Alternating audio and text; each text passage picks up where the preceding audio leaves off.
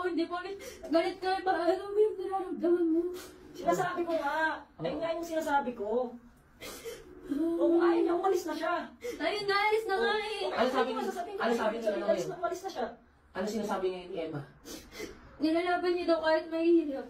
Hindi yung ganun. Hindi pwedeng nilalaban niya kahit mahirap tayo saan.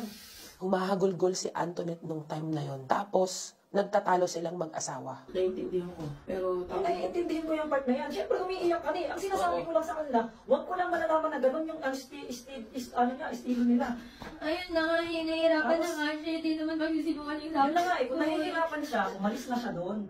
ano sabi ngayon ni Emma? Hindi niya daw alam. Kahit naman ako may pinirman ako kontrata, kung may pinirman ako kontrata man doon, ang inang yan, di, aalis ako doon, nasasaktan ako, dahil sa alam ng gano'n, Ayun nung 5,000. binigay ng exam na trabaho, kaya wala akong magawa. Pero ba't masyadong personal pagdating sa akin, hindi ako lumalaban. At kahit minsan lahat ng 2 days ko sinasabit nararamdaman. Pinatuto ko lahat ng nakita sa video. Guro, tulog na yan. Tawag dito. Ganda gawin mo, kunin mo cellphone ko. Huwag ka maingay, Antoinette, ha? Tatawagan ko si Emma, paparinig ko sa'yo pag-uusap namin.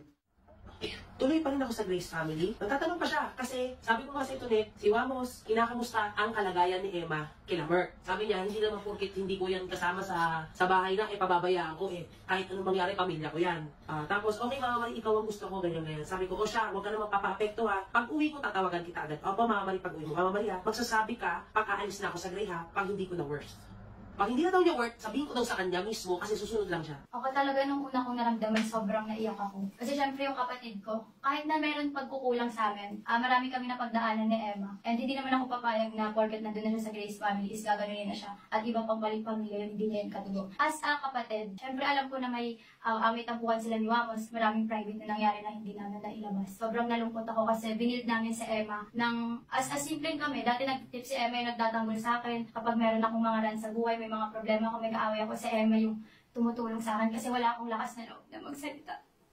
Nung napanood ko yun, sobrang nag-down ako. Sabi ko, bakit parang nag-guilty ako na pumayag ako na pumasok sa Emma sa Grace family?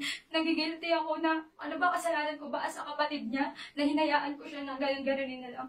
Kaya grabe yung naramdaman ko nun. Kasi kung sa bahay nga namin, di kagatin ng lamok, hindi nagagawa kay Emma or dumaplis yung kamay kay Emma, masaktan siya. Tapos malalaman ko ibang tao pa yung mananakit sa kanya, bubugbugin siya ng ganun. Sobrang hirap lang as kapatid kasi kami yung nag-build doon.